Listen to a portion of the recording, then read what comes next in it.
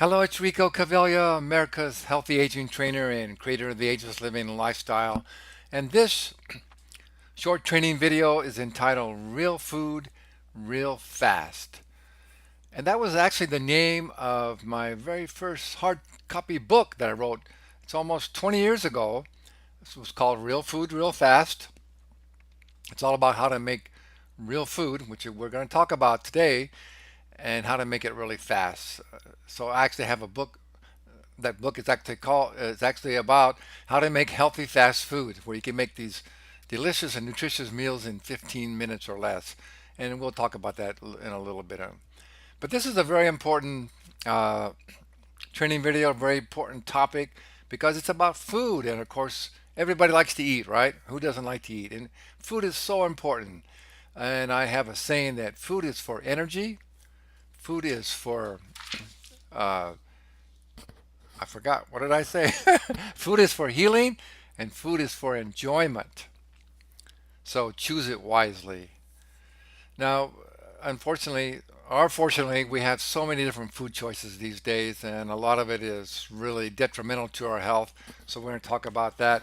Now, first of all, I want you to know from the very start that I'm not an extreme person at all. I don't believe in extremes. I think that, sometimes you should be able to eat anything you want if you really enjoy it and just bless that food and say it's going to be good for you and it won't be so bad for you. But most of the time, you got to learn how to eat real healthy food that's going to energize you and keep you from all these ailments that people have and from getting sick and dying way too young. And so you have a lot of energy. That's what we're going to talk about today. All right. So let's start by defining what the word nutrition really means. Nutrition is the process by which organisms absorb their proper food and nutrients to sustain life, promote growth, and repair tissues. Now, there's a real key word in there. When I first saw this definition, I thought it was really cool because there's a key word in there, and the key word is proper food. It doesn't say food. It doesn't say be on the seafood diet. You've heard of that. You see food and you eat it, no matter what it is. It's the proper food, and that's really important. Now, the definition of food means any nutritious substance that promotes life, growth, and healing. And that's what we're talking about when we talk about real food. Okay? So here's my saying. I gave it away. I said it too soon. Food is for energy, food is for healing, and food is for enjoyment. So choose it wisely. So to keep it real simple, there's because nutrition can be a really complex subject, and it's a subject of a whole weekend workshop to study about nutrition. But I'm going to show you how you can just boil it down to the main components, and if you just get a handle on this and follow these guidelines, it's going to make a big difference in your life. So there's three main components that make up what we call good nutrition. First one is ingestion. In other words, what you put in your body, and that is oxygen, water, and real organic food. Yes, oxygen and water are nutrients. As you know, we can only live about 4 or 5 minutes without oxygen and we die. And every metabolic function in our body requires lots of oxygen. So you've got to breathe, you've got to get lots of oxygen into your body. And then, of course, water. Water is also a nutrient. All of our cells need to be hydrated on a regular basis. Our bodies are about 70% water, our brain's about 80% water. So you got to stay hydrated. And then you've got to eat real organic food. So, what is real organic food? Real food is what's grown in nature by Mother Nature.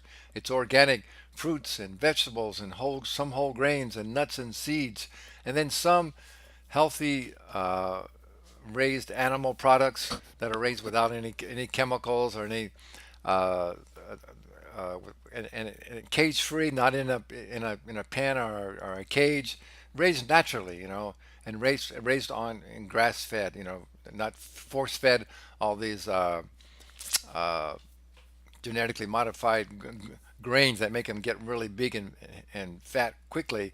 But we're when you eat that kind of food, you actually get in that genetically modified, uh, really poor quality grains food into your own physical body. So it's real simple. You just got to eat real food. And one tip is when you go into the market, uh, the, primarily the real food is around the perimeter. The fruits, the vegetables, the healthy animal products, and all the things that come in a box or a can or a package uh, are in the middle, and all these sales and specials. Those are things you mostly want to stay away from. We actually filmed a video of how to shop, and so you fill up your cart primarily 80% with real food, and then you can always put in a few things, like now these days there are an abundance of fairly healthy food that comes in a box or a can that doesn't have any chemicals and additives and all this stuff. We'll talk about that in a minute as well. So that's it. If you just will begin to eat primarily real food, and try and eat your food up to 50% raw, raw vegetables, raw fruits. Those are the most nutritious. And it's also, when you're eating a lot of raw food, it's very unlikely that you'll overeat. And so you won't be eating too many calories and putting on those excess pounds and body fat that so many people do these days. So it's real simple. Eat real food. Now here's some non-foods that you definitely want to avoid. Packaged products that are highly processed and that they contain a lot of chemical additives, dyes, like you see dye number 3 and number 5, those are known to become carcinogenic, nitrites and nitrates, any kind of preservatives, hydrogenated oils, and any big long chemical names that you don't know what they are. You don't want to put that into your body. So you got to read the labels of things. Now remember, real food doesn't come with a label. It doesn't need a label. It's already got what's in it is already known by Mother Nature. That's what we need to put in our bodies. Okay. So we don't want to eat any food that's genetically modified. The biggest foods that are genetically modified these days are corn, almost all corn, soy, and wheat. As a matter of fact, those three foods are probably a good one to avoid for most people anyway, because those are the ones that seem to be the most that cause people allergies: corn, soy, and wheat. So those are foods that primarily you should avoid anyway. And even if it's organic, if you're going to eat some wheat type of product, it needs to be gluten free. Any kind of grain product these days. So many people do have allergic reaction to gluten. And if you don't have allergic reaction, it's still gluten. It's so they've hybrid the wheat to where they really raise up the content of gluten because they use it in a lot of processed foods, and it's again, it causes a lot of inflammation in the body and causes a lot of trouble. So for most people, you'd be better off to go gluten free and avoid wheat products. And genetically modified, GMO stands for genetically modified organisms. First of all, there's no really long-term studies on what the ill effects could be from eating genetically modified foods for a long period of time. But there's already studies coming in that show there's some danger to it, and it's definitely a good thing to avoid.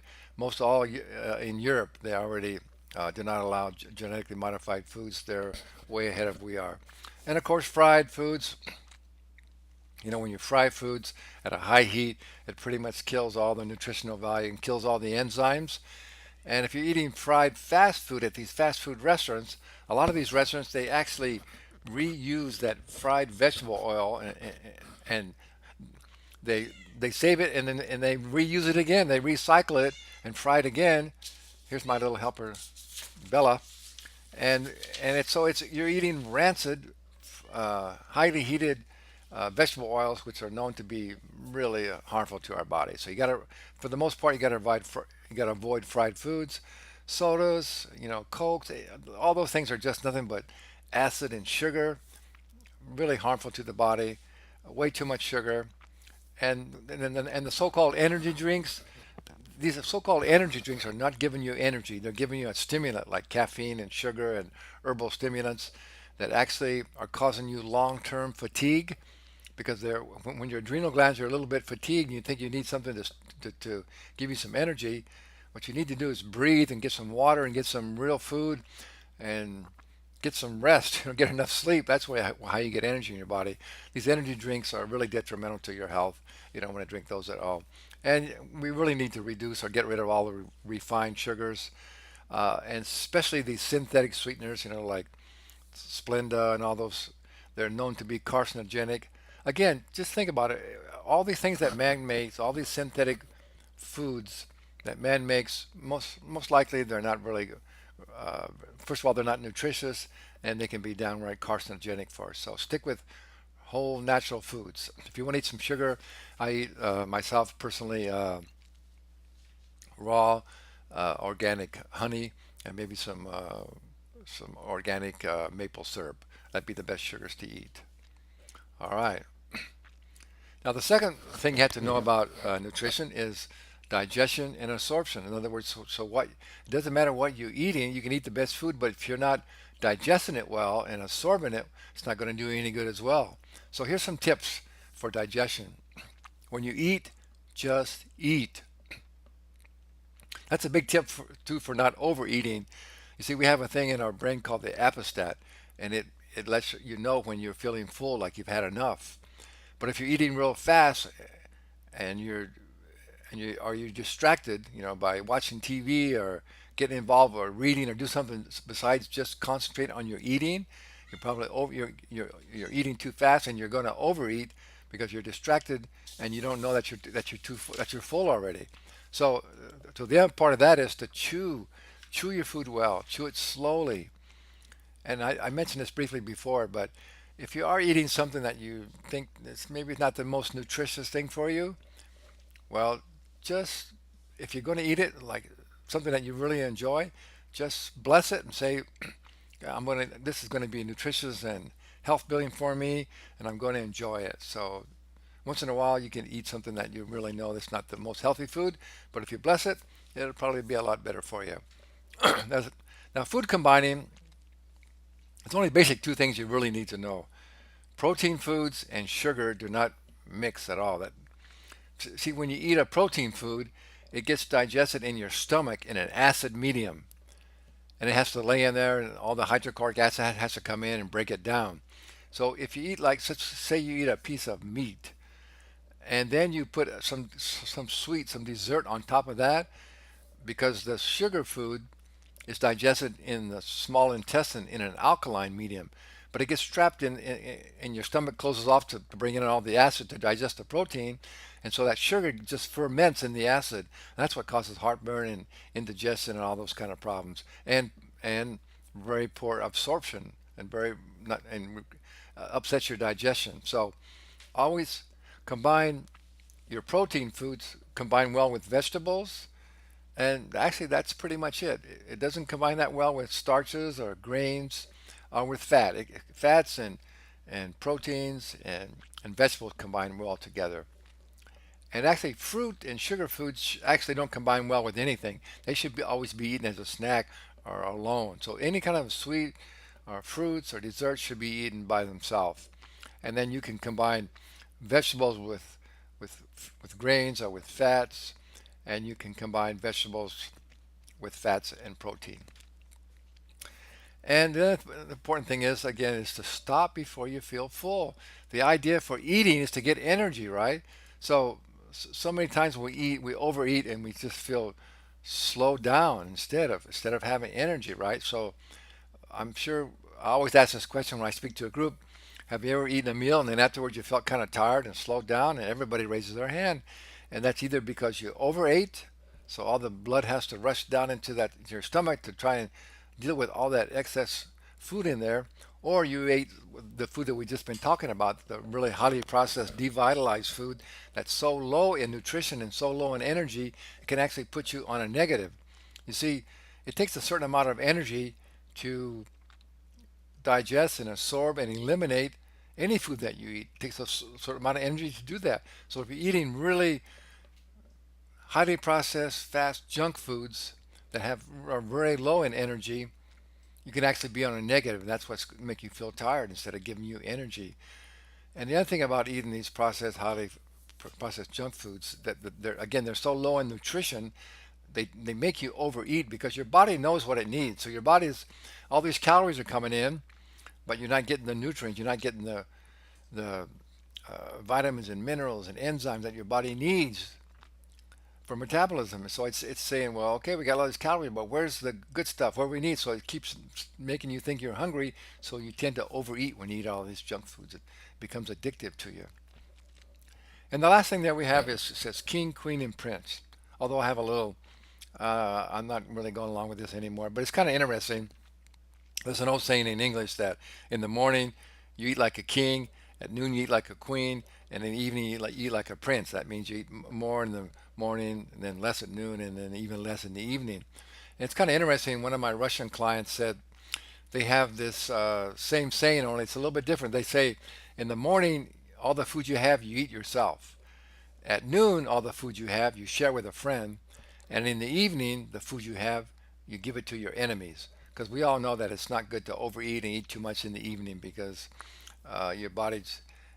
See, you should not eat actually 2 to 3 hours at least before you go to bed at night because our bodies shift from catabolic metabolism during the day. That means our body's bringing in calories and our body's breaking them down and we're absorbing them and we're using them for energy.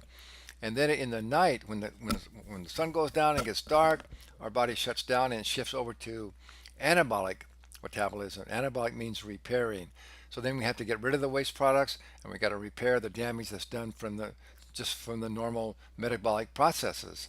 So if you're still overloading yourself at night with a bunch of calories, your body has to stay in a catabolic metabolism instead of anabolic. So you're not actually getting to repair the damage, and you're wearing yourself out. You're aging yourself, and you're going to be creating imbalances and using up enzymes, and so you're going to be aging yourself and lowering your immune system, and you're just setting yourself up for disease. So it's really important to not eat late at night. And also, I don't think it's such a good idea to eat really a big meal in the morning, unless you're a construction worker. If you're out going out, or you're a farmer and you're going out early in the morning and you're going to work really hard, then you can eat a big meal. But for most of these days, you're not. So actually, breakfast is break your fast. So you don't want to break a fast by stuffing yourself with a whole lot of calories and a lot of heavy calories. So if you're working in an office or just not moving too much during the day, you want to start off a little slow, maybe just some fruit and some nuts, and then work your way up. At noon, have your larger meal. All right. So the third thing you need to know about nutrition is just its elimination. Now you have to, as we mentioned, you have to get rid of the waste products. And if you're doing all the things that we teach, if you're breathing, if you're exercising, you're sweating, you're hydrating your body, you're eating a lot of real food, a lot of fiber, a lot of raw foods, you shouldn't have any problem with elimination at all. But unless you're having a minimum 1 to 2 good healthy bowel movements per day, you're slightly constipated, and that's a serious situation. Constipation means that you're not eliminating those waste products, and they can be reabsorbed through your colon and get back into your bloodstream and cause a lot of toxicity in your body. So that's why we need to do a detox on a regular basis. It would be good, especially if you're overweight, you got some excess body fat. It would be good to take a day off from eating and maybe just drink some vegetable juices. And then maybe like change the seasons, we should do a real good, maybe a 3 or 4 day, 5 day detoxification program. We're not going to really get into that. That's another training. But I would recommend that you consult with with a good either integrative holistic medical doctor or naturopathic doctor or a good nutritionist who really knows how to put you on a really safe detoxification program. That'd be really helpful.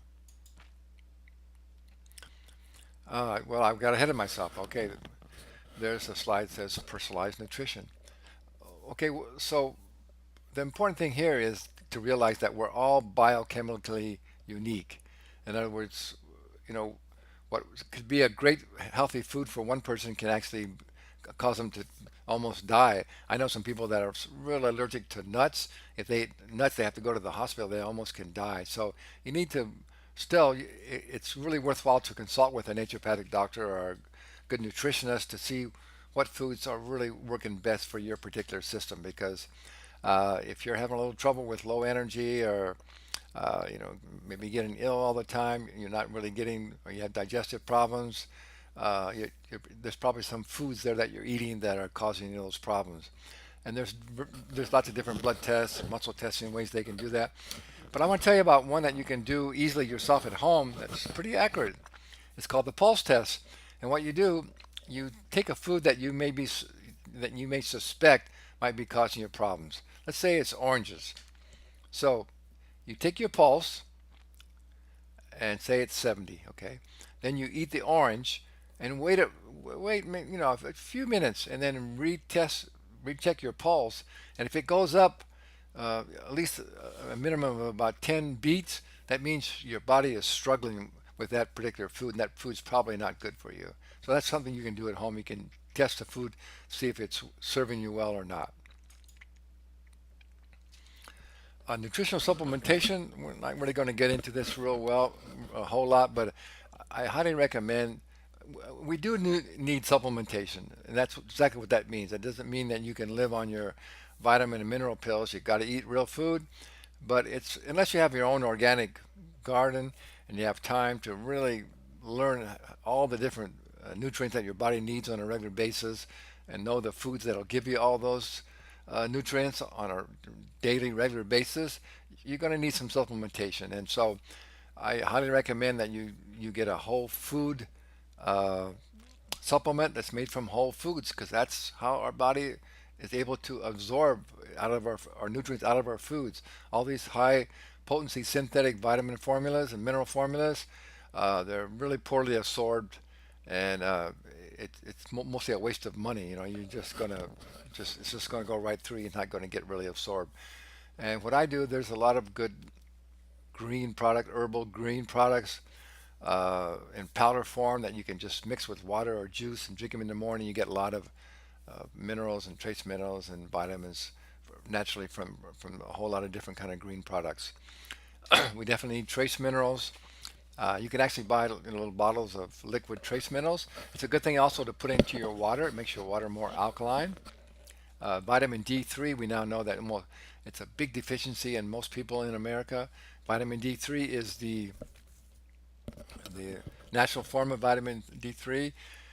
It's really good for prevention of cancer and many, many things. So you probably need, unless you're out, well, even if you get in sun, but if you live in the northern areas where you don't get out in the sun much, you definitely need to supplement with vitamin D3. Omega-3 fatty acids, I think that's pretty well known these days. All the benefits of getting the omega-3 fatty acids in your system. Probably with krill oil, there's a bunch of new different types on the market these days you can investigate. And of course, probiotics. I don't know why that's not on here. Probiotics means pro-life. It's putting back the friendly, healthy bacteria into your colon. They have a lot of things that they do for you in your colon. Particularly, they keep the spread of bad bacteria from spreading, and things like candida and all those sort of things. So it's really important to get some probiotics on a regular basis as well. So here's my daily recommendations. It's really eating quality over quantity. It's said in America that we are that we're now I can't remember what it is. We're overfed and undernourished. That's it. Overfed and undernourished. We get plenty of calories, but we're not getting the nutrients that we need. So it's not about how much quantity. It's about eating quality, real foods, and you want to make sure you're staying hydrated. It's basically one half your body weight in pounds, and that goes to how many ounces of water you should be drinking every day. So if you weigh 200 pounds, that means 100. Half of that's 100. So you should be drinking about 100 ounces of water per day, and that varies a little bit, with how active you are. And eat whole, organic, non-GMO foods. Try to eat 50% raw, and then take some whole food supplements. So just doing these basic things for good nutrition will just serve you so well and make such a huge difference in your life. So Just one last thing then, if you want to really get some more information about overall good nutrition and what foods might be best for your particular body type, and then how you can actually get organized so you can make healthy fast meals in 15 minutes or less, you can check out my book, Real Food Real Fast, and that is at you can find that under the products for books on my website, agelesslivinglifestyle.com. So, as always, always remember, be bold and never be old.